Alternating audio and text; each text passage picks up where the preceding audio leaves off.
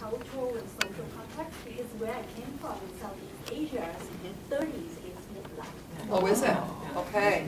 And I'm not so familiar with the culture. You but are going to could have be. a chance to talk about that in a Yeah. moment. Well, You will have a chance to talk Yeah. about that in a moment with someone. Yeah. Thank you so much. Yeah, about the uniqueness of that, which is a You know, cultural thing as And well. certainly in our own culture, in previous generations, 35 was probably midlife, right? And now it's not. And now we're having a much more extended lifetime.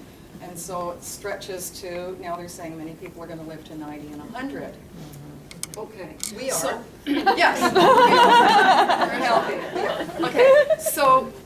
So one other dimension about midlife is not just the changes that you go through yourself, but you'll find with your family that you may be dealing with aging parents, maybe aging parents that have dementia or are needing care, and also growing children who are becoming independent. So one of the features is kind of the sandwich generation feeling of, wait a minute, I've got aging parents, but I've also got growing children, and maybe they both have needs. And a lot of young people in their teens and certainly into their 20s are still dependent and needy of their parents, right? Okay, so that's one thing. So you will have an opportunity to talk about what it means for you in a moment. Yes. When I bore you with a few statistics, okay? We always have to put a few of that in. But Yeah. I really think that it describes, what is happening in our society and why this topic is of such interest. And it's so wonderful to see so many of you here, Yes. right? It's encouraging to see this. So in 1970... Oh, sorry. Oh, sorry. We've missed something here. Oh, I wanted to read the quotes. Yeah. Oh, Okay, right. so Read women's quotes. Sorry about that's One We're of very the transparent. examples of midlife. And beyond. I'm beyond. But Okay, don't know what the beyond is. Woo! All right. So I've often done interviews. Like when I've been interested in something, I'll kind of, find people to interview, call them up and talk to them. Here are some quotes a few years ago that some women gave to me about what midlife is. A woman who's 62 said, "As you get older, it moves back further and further. Now 40 seems young. I don't feel middle-aged, I feel 33. Now that's not necessarily a typical woman, but that was a woman. Another person, "It's positive to be in the middle years. It's an awakening. I have 25 to 50 more years left. What am I going to do with it?" And someone who was 66 said to me, "It means a middle passage between 35 and 70, a long stretch. I still feel in midlife at 66. Someone who was 54 said, "I always feel I'm young. It's perhaps a time for reflection and greater ease." And a woman who had just turned 50 said, "I'm definitely going through an entire new passage." Yeah, feeling that. So I do want to you just mentioned second half of life. And my work, if you ever look at my website and my card, is called Second Half of Life. This term is starting to become more popular. A few years ago when I said second half of life, one woman put up her hand and said, "I think I'm in the third half." Third half if you know your math. So there's sort of different overlapping terms. So for our purposes, if we say midlife is between mid-40s to mid-60s? Yeah. And when you read different books, you kind of get different statistics or different interpretation of it. Second half of life, I deal with people who are 50 plus, age 50 plus, second half of life. If you read Jane Fonda's book, Prime Time, she talks about the third act or the third chapter, and primarily age 60 plus, and she goes into that in depth in her book.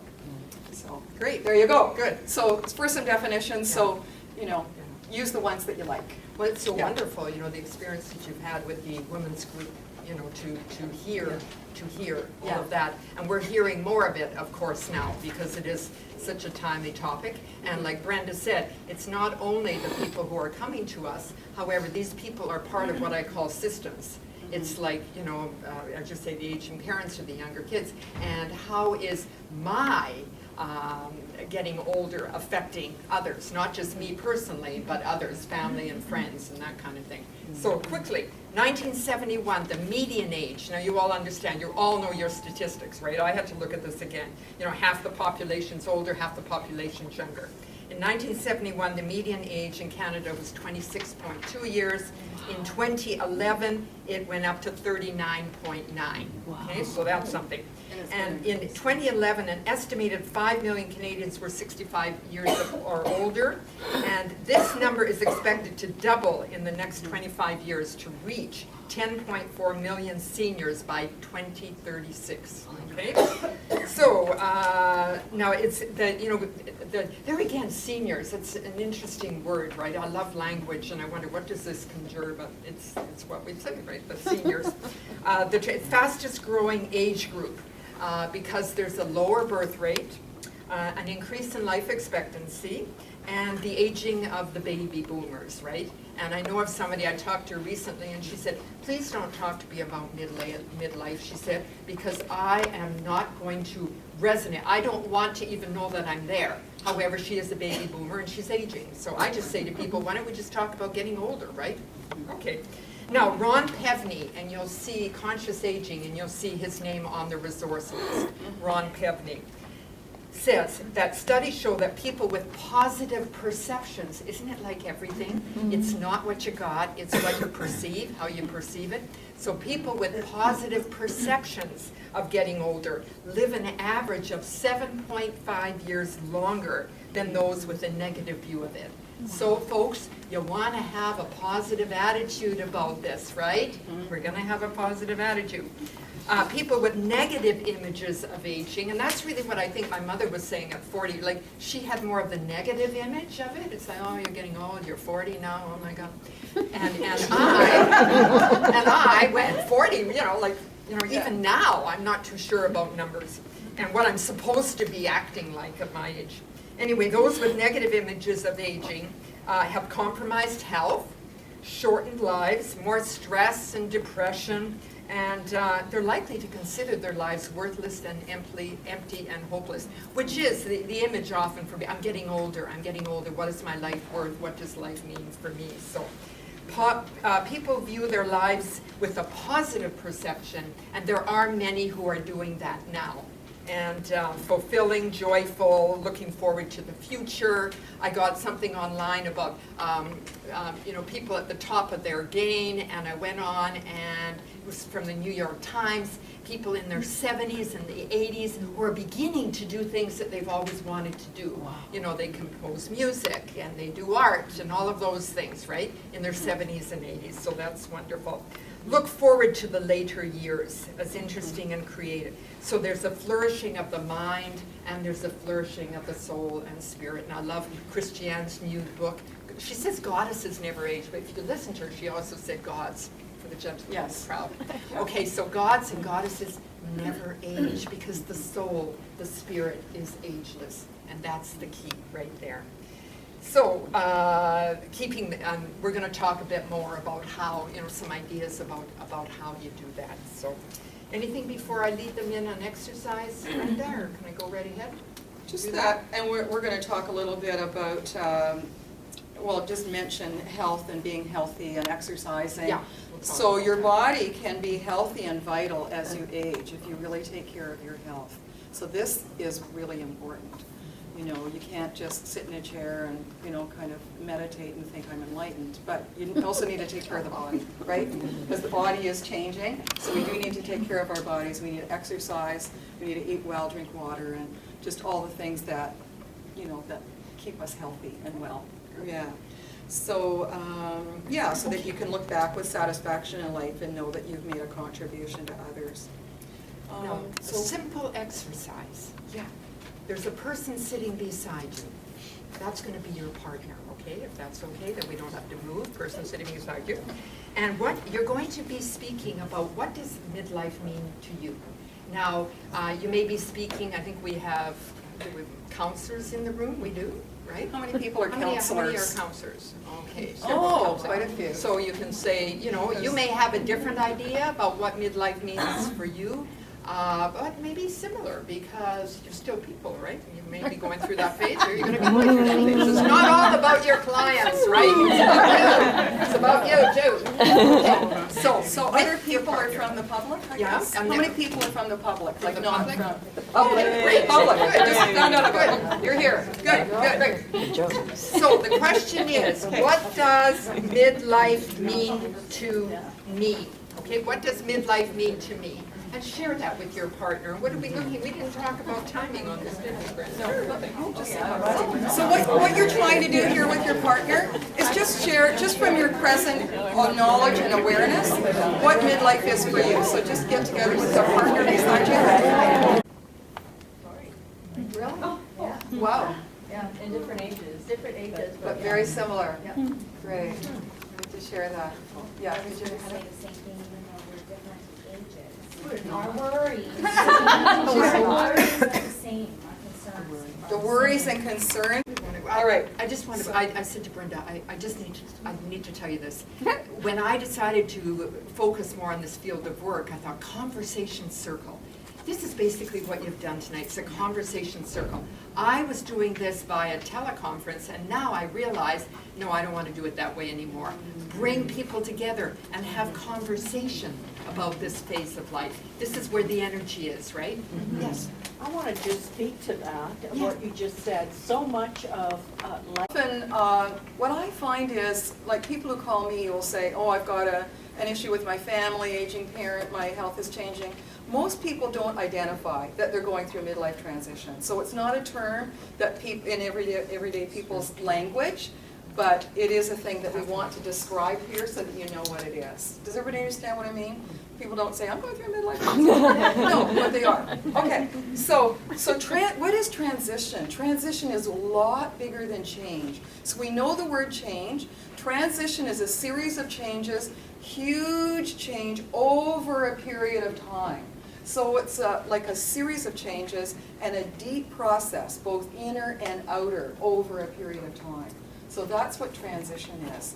And so in life, we all go through transitions at different times in different circumstances. So they're not just the individual little changes, they're more the great big changes that happen over time. And because they have so much depth, what I often say to people is, change is inevitable, and transition is the emotional and the mental and the spiritual experiencing of that change. So it is deeper. Good. So we were going to ask you to think of a time, if you kind of have a sense right now about transition, can you think in your own life of a time when you've gone through a significant transition?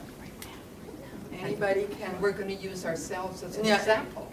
Yeah, well, maybe we'll talk first. And We'll then talk first. Yeah, sure. And then we'll see if they have some examples. Okay. So I'll start with one. Good. So I went through a huge transition when I had my daughter. And so I was with my partner at the time. We went to prenatal classes, read books, talked to people about what it's like to have a baby. You buy the furniture, the car seat, you get all these things, right? Go to prenatal classes. Feel like you're getting ready to have a baby. I was healthy. I had both a midwife and a doctor. Everything's great. Then when I had my baby, holy mackerel, that was like, wow, my whole identity changed. Suddenly, I had this huge feeling of being connected to billions of women who are mothers, who have been mothers now or the mothers in the past. And it was like a huge opening of my heart and my mind to being a mother. And nobody told me that that was going to happen. Now, maybe other mothers don't go through that. That was just my own experience. But it was just a huge transition, a huge like I felt it was like a transcendent experience for me, becoming a mother, and just identifying, wow, now I'm part of the group of billions of women who are mothers. It was a beautiful experience. Thank Okay. you. I'm sure there's many in the room who can relate to that. Great. My transition story. Well, early 40s. Decided I was going to do in my life what I always wanted to do, and that was to become a counselor. And so I started the program, and then I learned, and it hurt at times, I learned that I needed help myself. I was not healthy. I was not healthy. I was very unhealthy, physically, emotionally, mentally, and spiritually. So I began many years of very in-depth therapy. And that was really my transitioning at that time. And it was painful, and it was very life-affirming for me as well. Because what it did, it confirmed for me about possibilities. It confirmed for me that life could be much different, and I could be healthier. And for me, that transition, that's why I often say it's the spiritual, it's the emotional aspect. I didn't say I was in transition. I would say, oh my golly, this stuff really hurts. Am I going to get through this? Well, those are the kinds of things. However, there was that sense of hope. And also, in Daniel Siegel's language, I felt. I found someone, and I felt. Everybody and wants it was that. in that transition that confirmed for me that I was now going into a field of work that I loved and was going to be doing this for many, many years. So that was my transition. Can anybody, so if you kind of look into your own life, can you think of a time when you went through a transition? And you're share, like, would you like to share with the group? Yeah, there's probably other people in the room that have done the same. Identity. Mm-hmm. Yeah, that's good. Anybody else? Okay, all right. So we wanted to say a few things about midlife change. Sir, did you have something? No, I have a big. I have something to contribute to Okay. the group. Yes.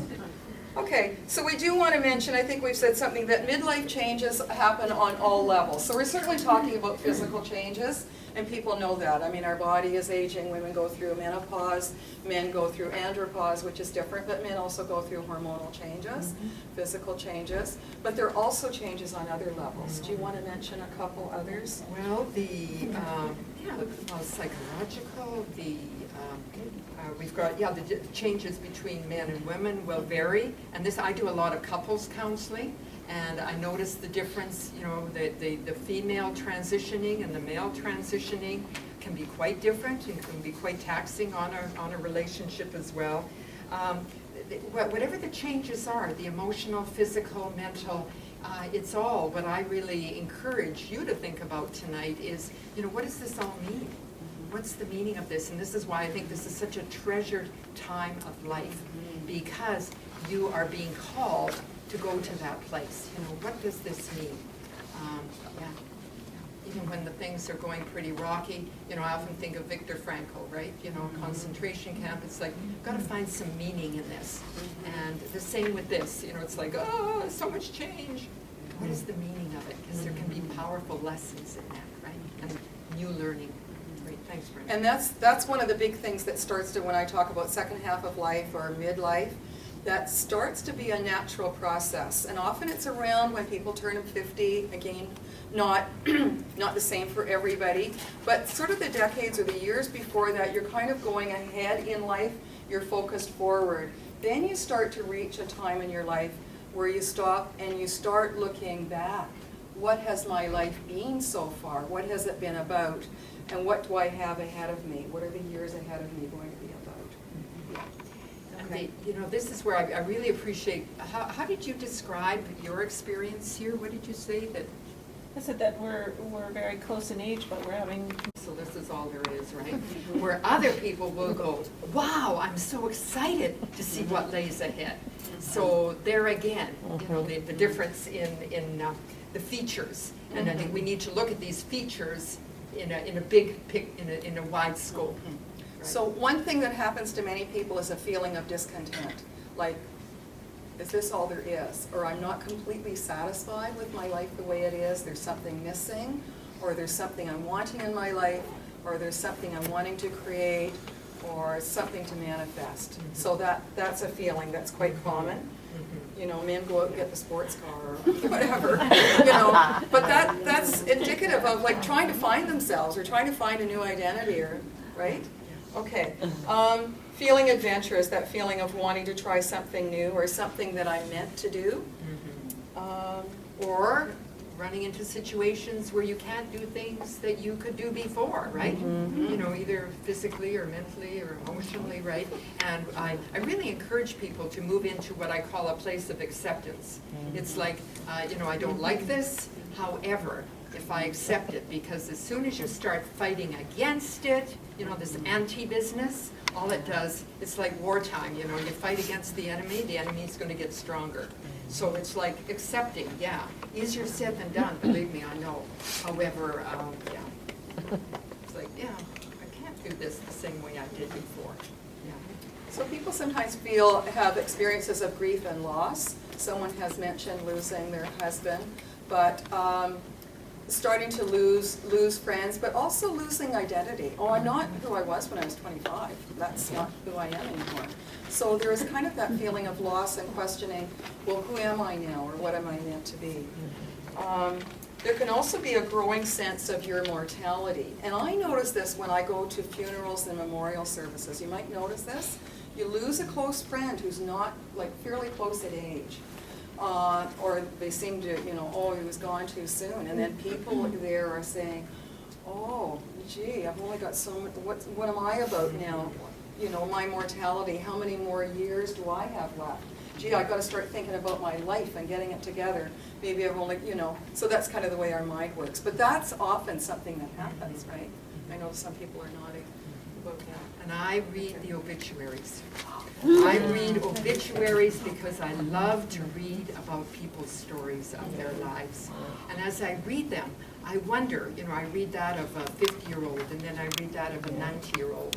And, you know, even though there's that difference in age, who's to say that the younger person's life could have been as fulfilling?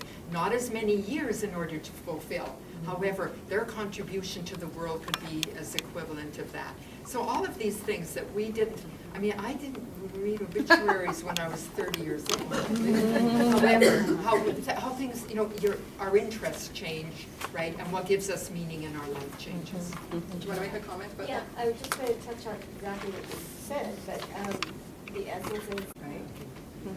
And that brings up, and I don't, we've probably mentioned it somewhere, however, the current interest in what we call end-of-life issues. And I attended a workshop recently in New West on advanced care planning. You know, making these decisions while you're still healthy about how you want your, you know, your last years to go. So this, and my friend Lois is very active in that field as well. So brings up a lot when we talk about mortality and that. Yeah. You had a question, comment? No, a statement. I already have my memorial picture. Oh, Great. good for you. Good. Do you want someone else to choose that? I have it already chosen. Because in my language, you will visit them again. Okay, so sometimes there are people who feel resistant to change and think, no, not yet, it's not happening to me. And, you know, sometimes when people reach certain birthdays, I don't know, for me, I was depressed when I was 30, but 50 was exciting. So, see, it's really individual. And then other people turn 50 and like, oh my God, how did I end up being 50? So, you know, it's just an individual thing. But sometimes people are shocked. How, you know, you said, how did I get to be 65? How did that happen? It's gotta be a mistake. Well, I was telling Brenda, I'm quite sure that they still do, but you know, 50 years old is, and the black balloons that they would have for birthday parties. Have you seen that? Yeah. I mean, that kind of thing, right? Okay, it's This is all like a about celebration. it's attitude. It's attitude, right? Yeah. Okay, so let's move on. So, okay, does anybody want to make any other comments about that? All right, so Move into letting do you go. want to ask this question? Do I want to ask what question? Just a big Is life all downhill from here? No, it isn't. But you know, in previous generations, I think of my grandmother's generation, even my father's, there was that attitude of you reach a certain age, well, by then it was 60, 65, you're old, you're in a chair, you're sedentary, and nothing much is expected of you. And you're kind of shunted off to the side. And this is not the reality now. Things are changing big time. People in their 60s and 70s are going to be working and very vital and healthy. So no, it isn't all downhill, but this is where attitude comes in. We need to have a positive attitude as we age and go through these years. And of course, I love language and I love metaphor. And whenever I hear about, is it downhill, what I say, well, maybe it is downhill because where you're going is you're going down deeper and deeper and deeper within yourselves for deeper reflection. So I can reframe anything. Okay, so now we're going to talk about letting go. And so if you ever read material about transitions, so transitions kind of have a beginning, then there's kind of a middle stage, so then we're going to be talking about letting go, and then there's going to be the welcoming. So letting go is an important skill and practice for everybody to have in life, because we tend to hold on. We want to hold on to the way things were. You want to hold on to how you used to look. You want to hold on to being 35 or whatever it is. You want to hold on to lots of things, right? And so often we need to let go. When you learn to let go, you can welcome the new and move into a new phase and accept it. So a big part of letting go, sorry, before I forget, is giving yourself permission to do that. I think that's setting the tone, giving yourself permission to do that first. Sorry, I interrupted. No, that's okay. Okay. So what are we letting go of? We're letting go of old stuff. We're letting go of old habits. We're letting go of old ways of being. You're not 30 anymore. You're in a new phase. What's that all about? And things that no longer serve you. So one of the things that often people find in age 50 plus, I would say, is there isn't that need to prove yourself. When you're young, you're going out to get an education, you're getting a career, you're getting jobs, you're getting a family, you're very externally focused, and you're trying to be out in the world, prove yourself, get accomplishments, that feeling of accomplishment. And it's not that we're not accomplishing things in second half of life, but there isn't that drive so much, or that need. I've got to prove myself, and my identity is hooked up with those things. Okay, do you want to say the next one? And also in the, so it's being in a new stage. And I don't know, do I go down this path? Oh, sure, why not? I think as women, I'll speak for myself, although I think it's shared by others, the conditioning about being the caregiver and the nurturer and all of that, right? And now what I say to people, you are going to continue to care and nurture. It's just you're going to put yourself more into the picture in order to do that. So it's more of a focus on how is this for me and how is this helping me? It isn't, and the first thing I get is, oh my golly, does that mean I have to, stop caring about everybody and what's my family going to think about me? What do I think kids going to, and I say, no, they are included in that picture. However, so are you. Okay, so are you. So I often find people saying, this is my time now. My kids are growing up, my parents are elderly. Who am I right now? And wanting to move into a time for yourself. So like you were saying, less caregiving of children and other people. Time more to focus on yourself and your needs. And that's important. And making that time can be rather challenging. Yeah. What I'm noticing for myself, is that I'm willing to take more risks to be more authentic, because I've not, and I'm cheating myself, and I don't want to cheat myself for the remainder of the time that's left. I'm working more towards ensuring that what I say is what I mean, what I say is those kind of things. Do you think the risk-taking, Linda, also has to do with that, when there is more of a willingness to take risks, it is because there's less of a need to win people's approval, Yes, right? I think it ties into what you were talking about, not having to prove yourself. Exactly. You don't like what I have to say too bad. Yes. But isn't it wonderful? Like that, but, Yeah. just is I can hear your point of view, I can hear my point of view. I don't care that they're different. It just means, they're different, and that's okay. See, isn't that a wonderful time in life where you can get to the place of saying, it doesn't really bother me, know, that you have different opinions. I feel authentic myself. I feel really good. So this is the possibility. This is one of the great things. The possibilities we talk about. About this time in life. What this also, what I hear also, is a focus on respect. Okay? It's like, okay, we are different. I'm going through a different phase right now, okay? Then you are familiar with me going through, and yet you still see me as a human being, an equal human being who deserves to be respected. And I think respect plays a big part here as well, right? With a little bit of amusement thrown in. Yeah. Fun. Yes. Yeah. Yeah. Being able sure. to laugh at ourselves. Oh, and yes. the world. Oh, yes. Yeah. Yes. Yes, yes. Yeah. Right. On the emotional risk-taking, that really resonated for me. I look at both my parents, and in my family, there wasn't a whole lot of emotional risk-taking all the way through. And it took until dementia was starting to creep in, it took until health was starting to compromise, that lo and behold, that's when the risk-taking was happening, the emotional risk-taking. And those, you know, as a daughter, those were the best years of our shared life. Out of 50 years, my best years were when dementia was creeping in the door. So caregiving means something completely else, because the older we get, the more we might dare emotional vulnerability, and we might dare to challenge anxieties that we always protected up until the very end. So you might have conversations with your parents that you didn't before. No, they had They conversations did. with us. Okay. It came from them, Yeah. which was really marked. Great. Yeah, it came from them, Yeah. and in all due respect, I have a sense so that there was a shift in energy happening between the two of you that created a space for that to happen, right? I'd gone for my counseling multiple years, just like you said. There we A go. little stuff shifts. It works. Yeah. Yeah. Okay. Yeah, great. All right. Does anybody want to make any comments about the letting go or what it is? We're going to have a short meditation now on letting go. But before we start that, does anybody want to ask anything? Any questions? Another word that I've written down here was that this time of life can also bring on a great deal of confusion. It's like, what is going on here? Yes. What's going on for me?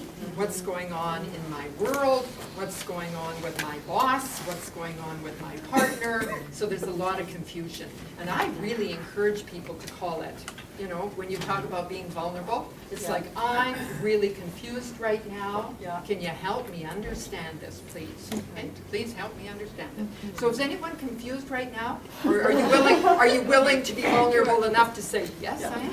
I'm confused between letting go, which I understand, but so many people that I know who are my age or younger, that it's like they have an expectation of what they should do or not do anymore because of their age.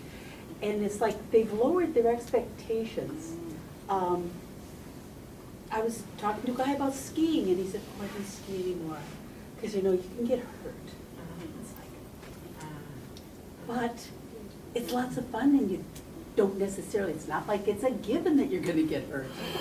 And just that kind of like, I don't do this anymore because I'm old. I don't do this anymore because I'm old. I don't see them letting go. I see them kind of giving up. Well, nowhere did we say here that fear just disappears, right? So giving up and letting go are a little bit different. Yeah, giving up I hear is sort of like resignation, like, oh my gosh, I can't do those things anymore. Letting go is more of a conscious, active process of letting go of things that you want to let go of, that are meant to be let go of at this stage of life.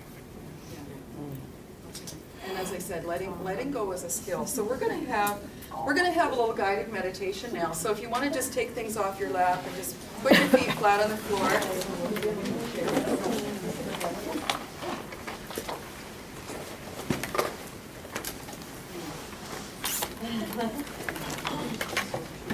You need to sit, Brenda. Absolutely. Sit. So here you have an opportunity to contemplate something that's personal for you. And so just allow whatever item, I'm going to be making a suggestion here, but allow whatever item comes up for you. So what we're going to be doing is letting go of either something physical. This is something that is in your own life.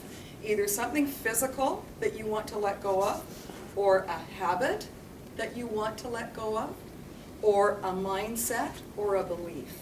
All right, could be, so it's something intangible or something physical. It doesn't matter. So I'm just going to give you, a few moments to contemplate so you've got something for yourself that you're going to be letting go of.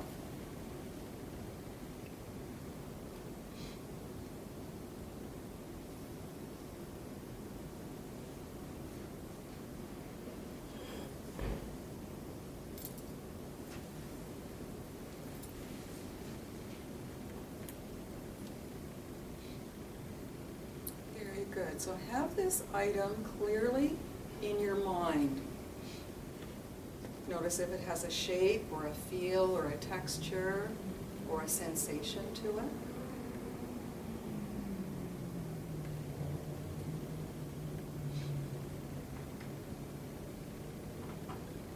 Now imagine that you're standing near a lovely river.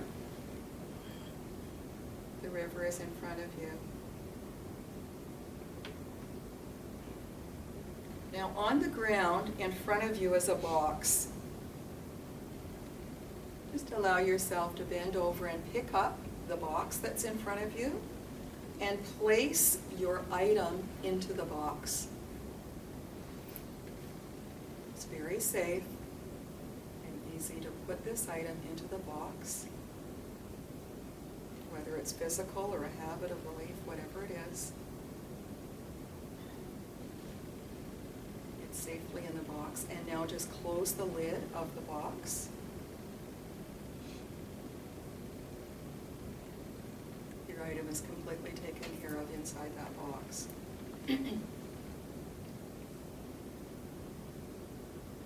Now walk towards the river holding the box. There's a dock right there in front of you. And notice beside the dock there's a small raft tied up to the dock. Take some steps forward onto the dock. Walk forward and now place the box onto the raft, and it easily fits onto the raft.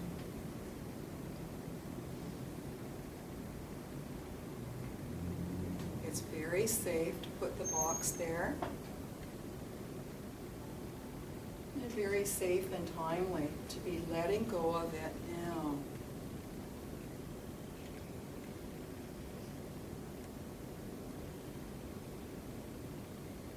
Okay, now untie the rope which was holding the raft to the dock.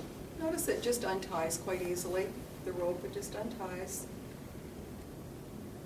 Now allow yourself to gently push the raft away from the dock.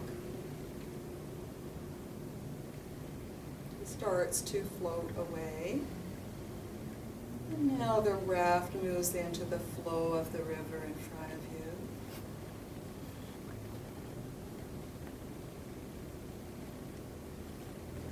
Now the current of the water is slowly taking the raft away. It is now drifting down the river. Notice it feels very safe and the right thing to do. As it floats away, you can still see the box there, but it's now getting smaller and smaller as it makes its way down the river.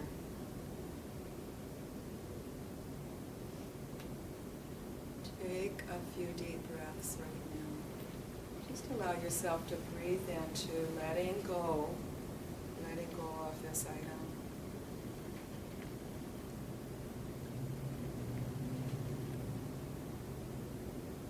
Very safe and timely to let go of it now. It's carried down the river. The raft and the box are getting smaller, smaller and smaller, until you can't see it anymore. Step back and stand just at the side of the river.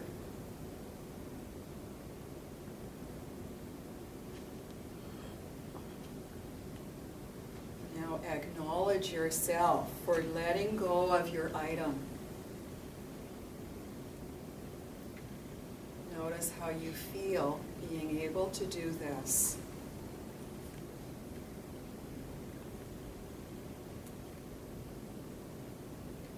Take a deep breath now.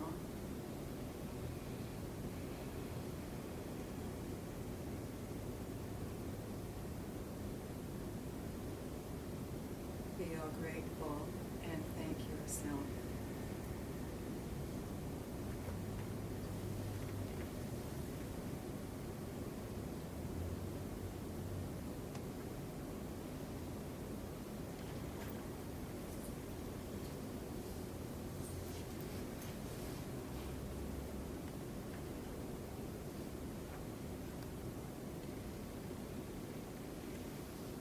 Give yourself a few moments to notice what that experience has been like for you.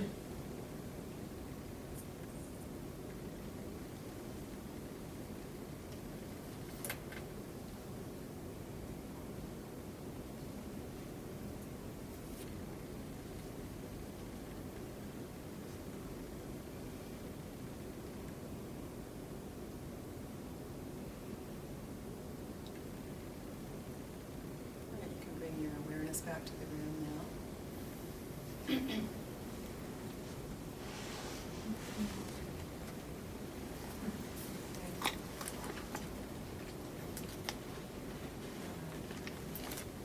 Was that helpful or positive for people? Yes, it was. Does anybody, before, we're going to be talking about welcoming midlife now. Does anybody want to make a comment about their meditation? If it's quite personal, you can come and talk to us about it after. I mean, because sometimes these things are quite personal. Okay, all right. So now we're going to be talking about embracing and welcoming midlife. All right. Well, Welcome, midlife. Embrace it. I love one term. You give up who you were so you can become the person you are meant to be. You give up who you were so you become the person who you were meant to be. That's what this space is about. I think Christiane Northrup is one of the people that says that. And she says, we are clearing out the first half of life to make way for the second half, a time of wisdom and of deeper knowing. I came up with the term, older in years, that's the reality, younger in spirit. Do you like that? Okay, hold on. Yeah. Okay. So we take an inner journey, we become more reflective. And I think you mentioned too, about looking back on your life. And I really encourage people as you look back is with that tone of encouragement. It's like, wow, look at this. So often people will say, oh, well, what have I done with my life, all of that. And often people need to be reminded that it's not always about the doing. A lot of it is about the being, okay? Who you are in life, and the energy you create, and the way you become a catalyst for change for others as well. So does everybody understand that thing about being reflective? This is a natural process that starts to happen. Often, I'm going to say 50, but again, don't hold me to that. This is not like etched in stone. For people, it's different. But that process in life where you start to really look within yourself and who you are, what your life is, and you also start to look back at the previous decades, and you were not doing that when you were 30, 35. That is not the tasks of being 30, 35, you're still barreling ahead. But at 50 and in your 50s, and into the second half of life, yes, you are. You are asking yourself some really deep question about yourself and about the meaning of your life. Okay, so, yes, just a time. When you say, it's a time to be who you're meant to be, I have such difficulty. Who made that? Like, who created what I was meant to be? Your soul. It's learning to follow your own soul. So it's personal. And it's learning to follow the voice of your intuition, and your soul. Sometimes it speaks in whispers. Sometimes it comes as things that come to you that are new, that interest you. So do you understand what I'm saying when your soul speaks to you? On Sort of? some level, I understand that, but the thing is, it just seems to me like too big of an expectation to be who I'm meant to be. So I can constantly question, is this who I'm meant to be? Is this who I'm meant to be? How do I know? I mean, I'd rather for me just to trust, just to have some kind of acceptance, some kind of okayness, you know, not kind of this, to me it's like it's too big of a meaning, meant to be. So what would it be like at the end of each day that you sat back for a moment and said, how did it go for me today? How was it for me today? Okay.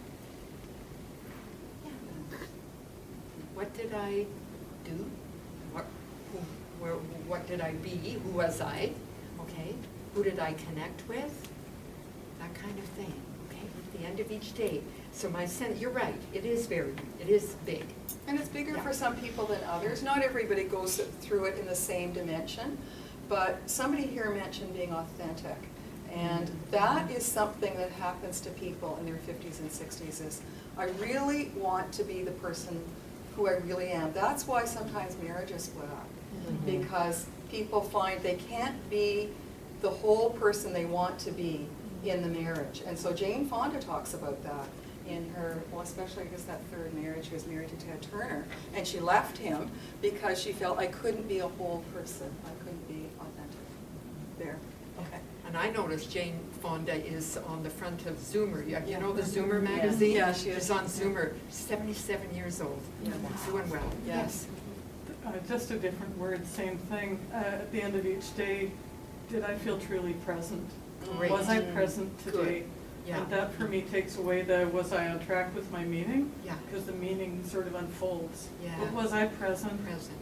Yeah, And thank you. I think that's what I was And it's about the being, meaning that you right? give to your own life. It's Yeah. not something that somebody imposes on Yeah. you. Okay. So maybe it's not so much who I'm meant to be, it's who I am. Yes. Who I am. Am I behaving as I am? Okay.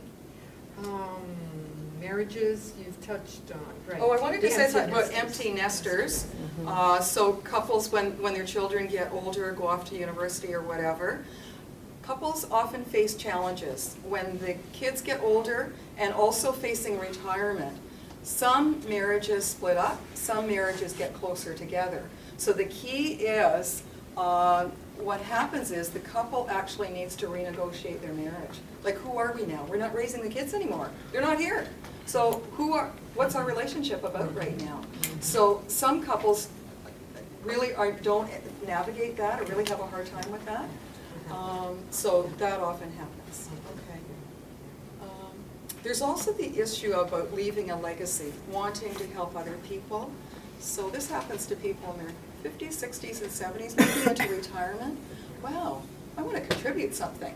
Am I meant to do some writing? Am I meant to volunteer? Am I meant to give to the community? So those things come up too. Okay. Creative, becoming more creative. I think a lot of people are quite surprised at the potential. You know, we talk about this phase of being one of much potential and possibility, that when they're given the opportunity and accept that of their creativity. Okay, that's a big thing, and creativity can be defined in so many different ways as well, right? So I think having that speaking that kind of language, that's the other thing, you know, I find about this phase. It's and I think we touched on that a bit. It's it's like learning a new language, learning a different kind of language in how we speak with ourselves, with others, and how we engage with the world. So it's almost like a we need a new vocabulary book or something. We could start it. Yeah, we'll do it. We'll do it. Okay. All right. So, are we ready to move on to this? Does anybody want to make any comments about that? Okay. How do we make the best of midlife? We've got a few tips. Yes, we do. We do. What's Because, one? Give us one. A few tips are, What's the first one? okay, first of all, the physical body, okay? I didn't realize, this is what I mean, moving into this phase, it's like a whole new world opens up. I didn't realize that I was walking through life basically from the head up. Like there was nothing down here, it was all here, all in the intellect, the intellect, being the good student and thinking that. Then I realized, oh my golly, I've got a body that has a heart in it and it has a soul, especially that soul and spirit part. Yeah. So, some tips. Yoga, a lot of people find yoga helpful. Meditation, what we call body work. There's chiropractors out there who do body work. There's massage.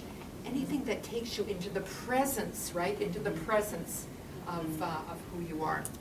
It's really important to keep moving. I mentioned this a bit ago and having exercise that works for you. If you don't like going to the gym or you don't like swimming, you're not going to do those things. But find exercise that you enjoy and keep doing it, or do a variety of things. So we need to take care of our bodies, or the body breaks down and you'll start to really have some health issues. So having an exercise program for the long term and doing exercise you enjoy. Having a support system. So this is something I often talk to my clients about.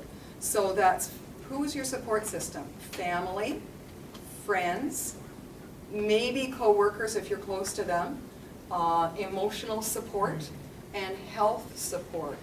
I had a scare with cancer a couple of years ago, and then I found that I needed lots of support. I needed friends. But then what I realized was the health support, and I felt lucky to live here because there's lots of specialists, right? And so noticing in your own life, who are your healthcare providers that you really are going to be needing? Do you have a chiropractor, massage therapist, body workers, and things like that, right? Yeah. Okay. And as we talk about the support system, and I think we've touched on that too, is that what your support system looks like now could be quite different than what it looked like before because of the phase, right? It's because we're speaking a different language. What your needs are right now could be quite different. And what I find is we're looking at this issue, whatever you want to call it, this phase of life, within what I call the systemic, right? This is not isolated. This is part of.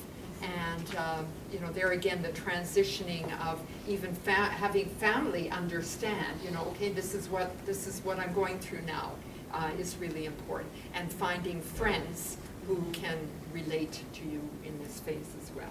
Friendships are really, really important. And I know for women, this is maybe a little easier. Some men can be isolated. Not always, but some men have a bit more of a challenge. But having connection, having people, having a sense of being connected to others and support people that you can call upon. So then reading and studying about midlife, we've got a list of resources here, but as I said in the beginning, there's tons of stuff out there. There's lots and lots just to read and study. You can ask other people about their experiences too. How are they handling midlife? And, do you want to mention the last one, Mike? Okay. No, this one, make the decision. Oh, I thought we had talked about Okay, that yeah, all I guess we through, Yeah. about being positive, right? Yeah. However, I'm so glad you brought that up, Brenda, Okay. because what I say to people is, and in all due respect, positive psychology and all of that definitely has its place. However, I have a strong, strong emphasis on this, that we still have to face the reality of what's going on. Yeah. I use the both and. It's like, yes, I'm getting older. Yes, I have lost 3 inches, by the way. Yeah.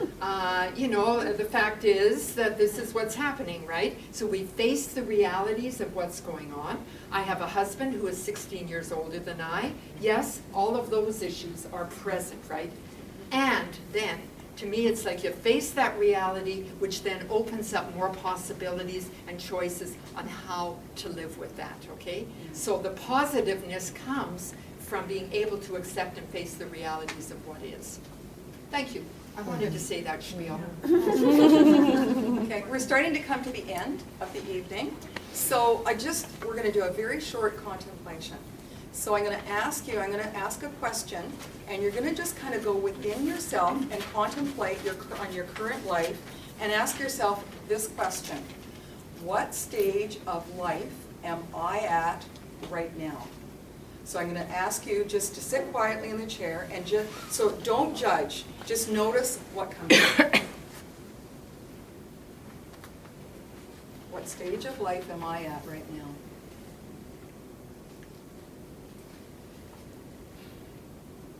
So think of where you're at and what you might be needing right now or in the near future.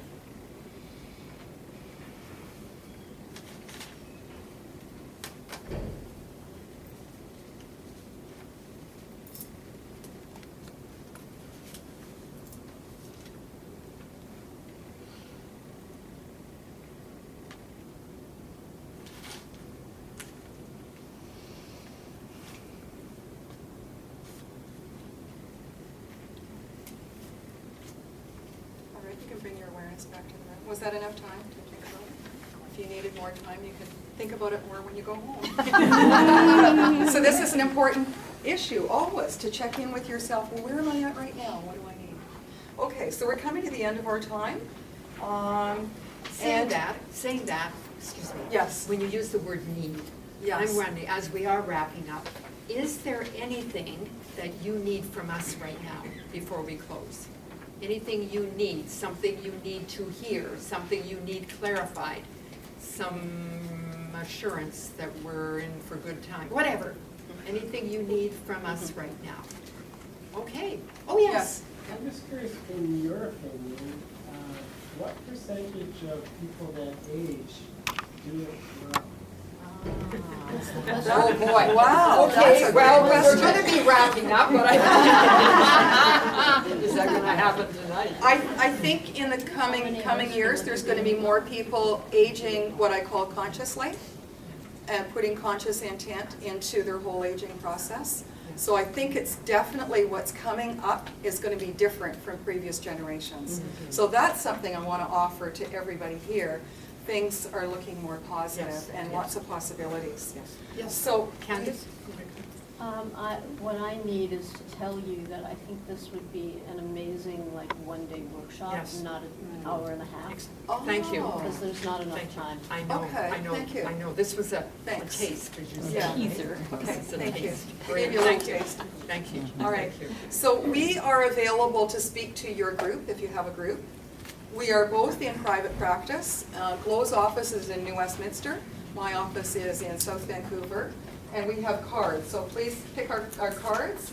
And we both have sign-ups. I have a newsletter, Glo has a blog, so you can sign up to be on those. Please come up to the table after. Because we and need get that, those. you know, with the new anti-spam, we need your permission to do Yeah. that. So if you're interested in that. And there's also, as I said before, a short list of resources. Yeah. Okay, Great. so you got, a feedback form, did you get that at the beginning on a white piece of paper? So you can take that out and fill those out, and I'm gonna play a song while we do that. While you're